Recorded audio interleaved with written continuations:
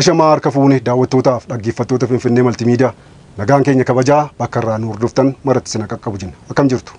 Oduu ammee isin biraan geenya nu waliin tura. Namoota 200f manni kenname. Kantiibaan bulchiinsa magaalaa Finfinnee Aadde Adaanech Abeebeen misooma qarqara lageenii fi jiraattota kaafamaniif manneen jireenyaa laatan. Aadde Adaanech miidiyaa hawaasummaa isaaniin akka ibsanitti jiraattota naannawa hora Finfinnee yookaan Fulaa kutaa magaalaa Gullallee fi Araadaa sababa misoomaa fi misooma qarqara lageeniin kaafaman 200f mana kennaniiru.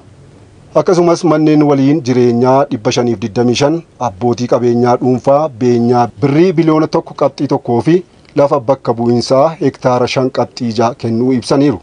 Naannawwan qarqara lageenii balfa gogaa fi dhangala'aa warshaalee keessaa ba'aniin waan faalamaniif fayyaa namaarraan miidhaa kan geessisan wayita roobaa lubbuu namaa fi qabeenyarraan miidhaa kan geessisan ta'uu kaasaniiru Aadde Adaanech Abeebee.